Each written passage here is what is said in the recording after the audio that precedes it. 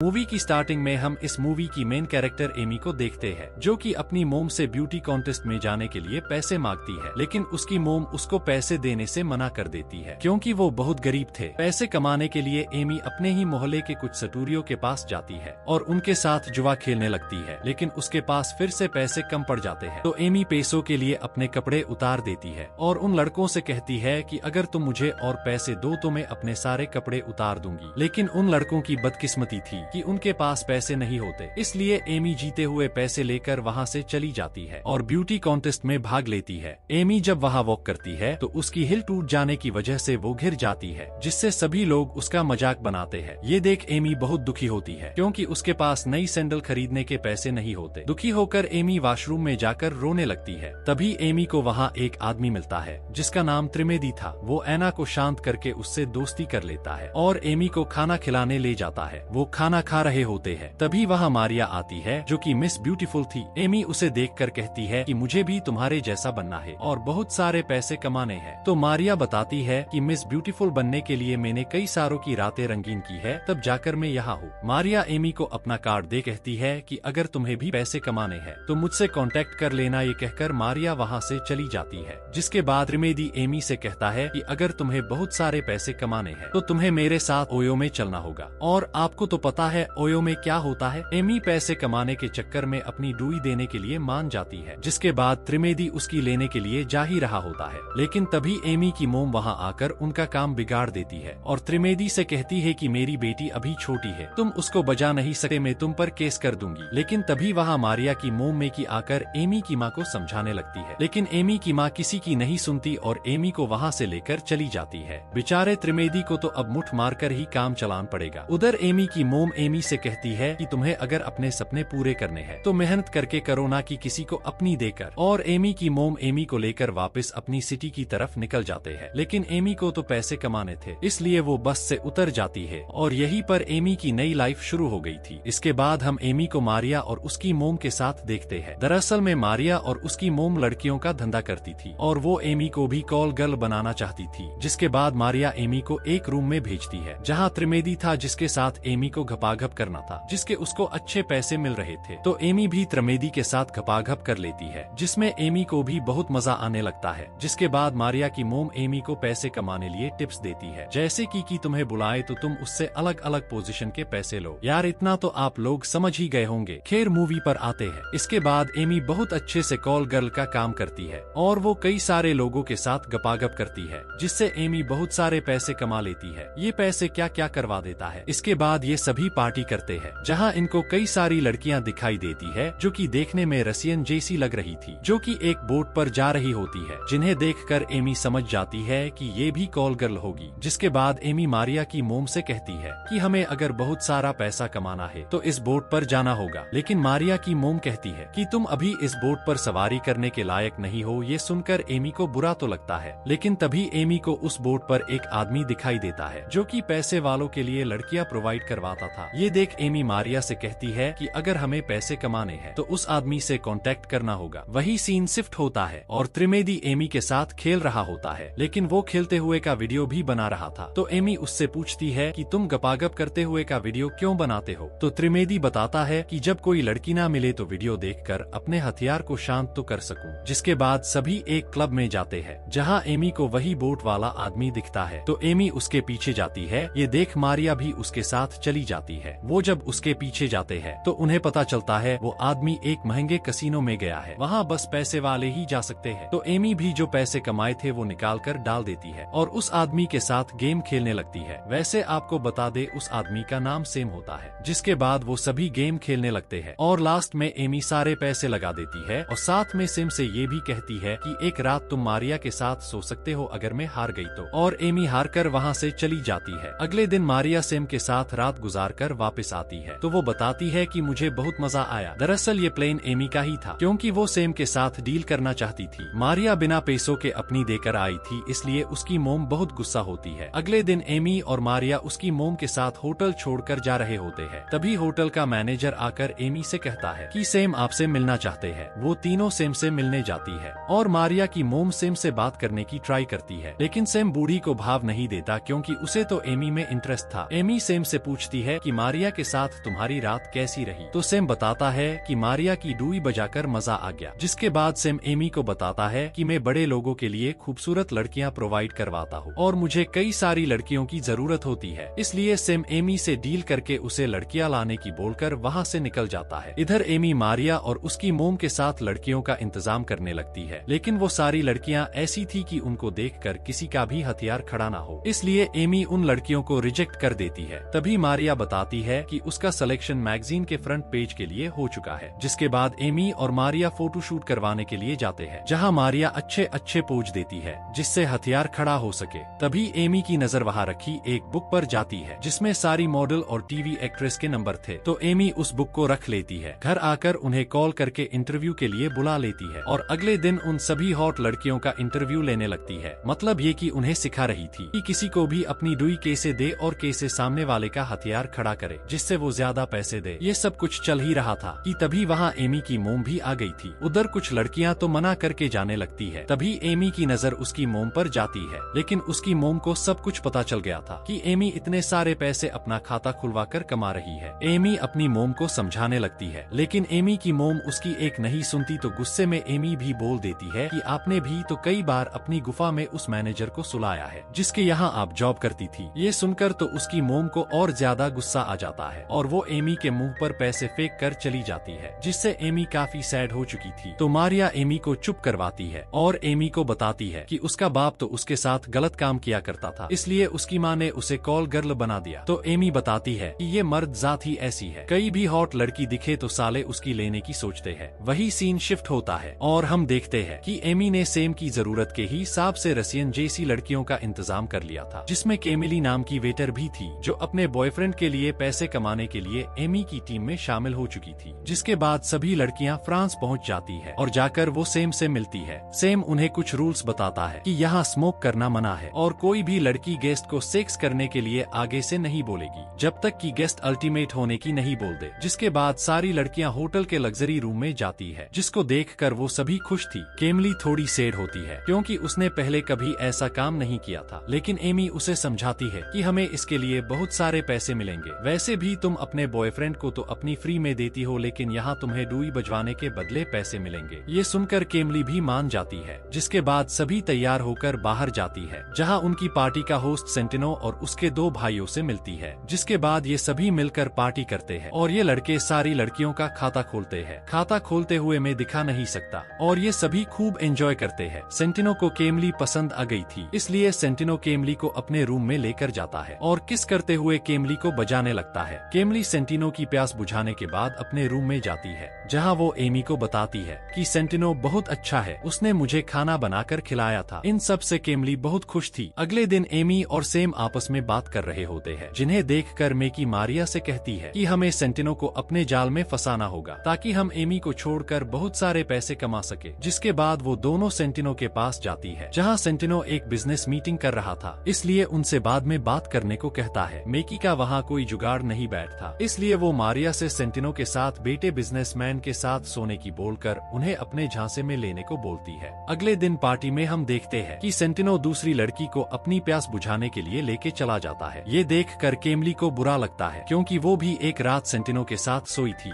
दूसरी तरफ same Amy को मेकी और मारिया के बारे में बता देता है कि उन्होंने रूल के खिलाफ जाकर सेंटिनो से बात करने की कोशिश की थी और वो आपस में बात करने लगते हैं। सेम एमी से पूछता है कि तुम्हारे आगे के प्लान्स क्या है, तो एमी बताती है कि मैं बहुत सारे पैसे कमाना चाहती हूँ। बातें करते करते वो दोनों आपस में किस करने लग जाते हैं क्योंकि सेम अब एमी को प्यार करने लगा था। वही हम रूम में देखते हैं कि वही लड़की जिसको सेंटिनो अपने साथ रूम में लेकर गया था, वो अपने रूम की बातें शेयर कर रही होती है कि कैसे सेंटिनो ने उसके लिए भी खाना बनाया था। ये सुनकर केमली को बहुत बुरा लगता है। तभी वहाँ मारिया आती है, जिसकी हालत बहुत खराब थी क्योंकि उसकी मोम के कहने पर उसने सेंटिनो के बिजनेस पार्टनर से ठुकाई करवाई थी, जिससे वो पूरी तरह टूट चुकी थी। जिसके बाद सेंटिनो एमी को अपने पास बुलाता है और एमी को अपने भाइयों से मिलवाता है, जो एमी को गिफ्ट भी देते हैं। फिर सेंटिनो एमी से कहता है कि मैं तुम्हारे काम से बहुत खुश हूँ, इसलिए तुम मेरी पार्टी के लिए 50 और लड़कियों का इंतजाम करना। लेकिन वो मेकी और मारिया को अपने साथ पार्टी में लाने के लिए मना कर देता है। जिसके बाद एमी मेकी और मारिया को सेंटिनो की बताई हुई बात नहीं बताती क्योंकि एमी उन दोनों के बिना 50 लड़कियां अरेंज नहीं कर सकती थी। फिर एमी और मारिया कई सारे पैसे लेकर लड़कियों को ढूंढ ढूंढने के लिए निकल जाती है, जहाँ वो एक पेंटिंग शो में जाती है, जहाँ एमी की मुलाकात एक लड़के से होती है जो कि अपनी पेंटिंग बेचकर गरीब लड़कियों की मदद किया करता था। इसलिए एमी उसकी पेंटिंग ज्यादा पैसों में खरीद लेती है, जिससे राजू और एमी के बीच अच्छी बॉन्डिंग हो चुकी थी। जिसके बाद राजू एमी को अपने घर ले जाता है, जहाँ जाकर एमी को पता चलता है कि राजू और उसकी फैमिली घोड़ों की अच्छी नस्ल बनाकर उन्हें ऊंची कीमतों में बेचा करते हैं। राजू एमी को अपनी मोम से मिलवाता है, जो एमी को डिनर पर इनवाइट करती है। उधर एमी साथ में 50 लड़कियों को भी इकट्ठा करने लगती है। रात को एमी राजू की फैमिली के साथ डिनर करने जाती है, जहाँ राजू के डैड एमी को अपने वर्षों से चले आ रहे बिजनेस के बारे में बताते हैं और उनके बीच बातें होने लगती है। लेकिन एमी को बार बार मैसेज आ रहे थे। ये देखकर राजू के डैड समझ गए थे कि एमी कौन है, इसलिए वो राजू को एमी से शादी करने के लिए मना कर देते हैं, जिससे एमी गुस्सा होकर वहाँ से निकल जाती है। अगले सीन में हम देखते हैं कि केमली का बॉयफ्रेंड उसको लेने के लिए आ चुका था, क्योंकि उसे एमी और केमली के बारे में सब कुछ पता चल गया था। इसलिए जाकर वो केमली को अपने साथ चलने की भीख मांगने लगता है, पर केमली पैसों के लालच में इतनी बदल चुकी थी कि वो उसके प्यार को ही भूल गई थी और वो उसके बॉयफ्रेंड के साथ जाने से मना कर देती है। जिसके बाद हम देखते हैं कि अगले दिन एमी और मारिया की मोम मेकी के बीच में किसी बात को लेकर बहस हो चुकी थी। इसलिए गुस्से में एमी मेकी और मारिया को बता देती है कि सेंटिनो ने तुम्हें अपनी पार्टी में लाने से मना किया था। ये सुनकर मेकी को बहुत गुस्सा आता है और वो एमी को अपने घर से बाहर निकाल देती है। एमी केमली को अपने साथ लेकर राजू के घर पर रहने के लिए जाती है। एमी और राजू को देखकर ऐसा लग रहा था जैसे एमी राजू को प्यार करने लगी थी। अगले सीन में हम देखते हैं कि एमी और केमली मिलकर 50 लड़कियों को अपने साथ ले जाने के लिए सेलेक्ट कर लेती है। एमी उन सभी लड़कियों को लेकर दुबई पहुंच जाती है, जहां सिम उन लड़कियों में से बड़े निप्पल वाली लड़कियों को सेलेक्ट करके अपने साथ याट पर लेकर जाता है। फिर सिम एमी को बताता है कि सेंटिनो के डैड बीमार है, इसलिए अगला बादशाह सेंटिनो बन सकता है। ये सुनकर एमी बहुत खुश होती है। अगर सेंटिनो बादशाह बन गया तो सिम और एमी के ऊपर पैसों की बारिश होगी। बातों बातों में सिम एमी को साथ में डिनर करने की बोलता है, तो एमी भी मान जाती है। याट से सिम सभी लड़कियों को मिस्टर एक्स के पास लेकर जाता है। मिस्टर एक्स उन लड़कियों से कहता है कि जो भी इन्हें हंसाएगा उसे $50,000 मिलेंगे। तो सभी लड़कियां पैसों के लिए पागलों जैसी हरकतें करने लगती है। लेकिन तभी उनके बीच फाइट होना शुरू हो जाती है और एक लड़की केमली के सर की विग निकल देती है, जिससे मिस्टर एक्स उसे अपने पास बुलाकर वो सारे डॉलर उसे दे देते हैं। पैसा है तो सब कुछ है, पैसों से सब कुछ करवाया जा सकता है। खैर बड़े लोगों के चोचले है। वेल मूवी पर आते हैं। शाम को सेम और एना डिनर के लिए जा ही रहे थे कि तभी वहाँ राजू आकर एमी को किस करने लग जाता है। ये देखकर सेम को काफी बुरा लगता है और वो वहाँ से निकल जाता है। उसके बाद राजू और एमी खूब जोर शोरों से रोमांस करने लगते हैं। वो मजे कर ही रहे होते हैं। तभी एमी को सेम का मैसेज आता है कि उसे जल्दी से 15 लड़कियों को पार्टी में लेकर जाना है। जिसके बाद एमी सभी लड़कियों को लेकर पार्टी में पहुंचती है, जहां सेंटिनो के दोनों भाई होते हैं और वो उन लड़कियों को अपनी पेंटी उतारने की बोलते हैं। तो सभी लड़कियां अपने अंडरगारमेंट्स उतार देती है। उधर सेम एमी के ऊपर गुस्सा करता है, क्योंकि पार्टी में आई लड़कियों ने स्मोक करके रूल तोड़ा था। इसलिए सेम एमी को नई 20 लड़कियां लाने का बोलता है। पार्टी खत्म होने के बाद जब सभी लड़कियां अपने रूम में जाती है तो उन्हें पता चलता है कि उनके सारे सामान चोरी हो चुके हैं। एमी ने केमली को जो पैसे दिए थे वो भी चोरी हो चुके थे। तभी उस होटल में पुलिस की रेड पड़ जाती है, तो सेम सभी लड़कियों को होटल से बाहर निकाल देता है। जिसके बाद हम देखते हैं कि सभी लड़कियां बीच पर पैदल चल रही होती है, जहां केमली एमी से अपना पासपोर्ट वापस मांगती है, क्योंकि उसे घर जाना था। लेकिन एमी केमली को पासपोर्ट नहीं देती और कहती है कि तुम्हारे पास पैसे कमाने के लिए बस 7 दिन है। ये सुनकर केमली मारिया की मोम को कॉल करके एक क्लाइंट के पास गपागप करने के लिए जाती है। ये देख सेम को काफी गुस्सा आता है। तभी वहाँ सेंटिनो आकर जहर को रोक लेता है और एमी से सॉरी बोलता है, क्योंकि सेंटिनो एक अच्छा शेख था। सेम एमी को एक सेफ रूम में लेकर जाता है और जो हुआ उसके लिए माफी मांगता है और फिर एमी और सेम दोनों अपनी चूल मिटाने लगते हैं। अगले सीन में हम केमली को देखते हैं, जो कि उस क्लाइंट से अपना खाता खुलवा कर आई थी, जिससे एमी को बहुत बुरा लगता है और वो डिप्रेशन में जाने लगती है और वो एक याट पर जाकर पानी में छलांग लगा देती है, क्योंकि उसे एहसास हो चुका था कि वो इस धंधे में आकर फंस चुकी थी। दूसरी तरफ याट पर पार्टी खत्म होने के बाद सभी लड़कियां जाने लगती है। तभी राजू वहां आकर एमी को अपने साथ एक बीच पर लेकर जाता है और एमी को शादी के लिए प्रपोज कर देता है और वो दोनों खुले में ही भर भर कर एक दूसरे में खो जाते हैं। उधर केमली ने पानी में कूदकर अपनी जान दे दी थी। उसके बाद हमें कुछ सालों बाद का सीन दिखाया जाता है, जहां एमी एक बच्चे को जन्म देती है। दरअसल एमी ने राजू से शादी कर ली थी, जिसके बाद वो सभी साथ रहते थे और एमी ने कॉल गर्ल का काम छोड़ दिया था। एमी जब घर में होती है तो वो टीवी में केमली की मौत की खबर सुनती है, जिससे वो टीवी बंद कर देती है ताकि ताकि घर में किसी को पता ना चले कि एमी क्या काम किया करती थी। जिसके बाद एमी अपने घर के बाहर एक अजनबी लड़के को खड़ा देखती है। वो उस लड़के को आवाज लगाती है, लेकिन वो लड़का वहाँ से भाग जाता है। कुछ दिन बीत जाने के बाद एमी जब काम से घर आती है तो देखती है कि सैम उनके घर घोड़ों का व्यापारी बनकर घोड़े खरीदने आया था। एमी सैम को देखकर काफी शॉक्ड होती है। फिर एमी सैम से पूछती है कि तुम यहाँ क्या करने आए हो। तो सैम उसे बताता है कि हम दुबई में एक बहुत बड़ी पार्टी कर रहे हैं और वहाँ के प्रिंस तुमसे काम करवाना चाहते हैं। ये सुनकर एमी कहती है कि मेरी एक फैमिली है और ये काम मैंने कब का ही छोड़ दिया है, और वो सैम को मना कर देती है। जिसके बाद हम एमी को उसकी बेटी केमली के साथ देखते हैं, क्योंकि एमी ने उसका नाम मर चुकी केमली की याद में रखा था। मारिया और उसकी मोम एमी से मिलने आती है और एमी को पार्टी में आने को बोलती है कि हम वहाँ बहुत पैसे कमाएंगे, लेकिन एमी उन्हें भी मना कर देती है। जिसके बाद एमी जब घर के अंदर जाती है तो देखती है कि टीवी में वही वीडियो चल रहा था जो स्टार्टिंग में त्रिवेदी ने एमी के साथ गपागप करते हुए बना था,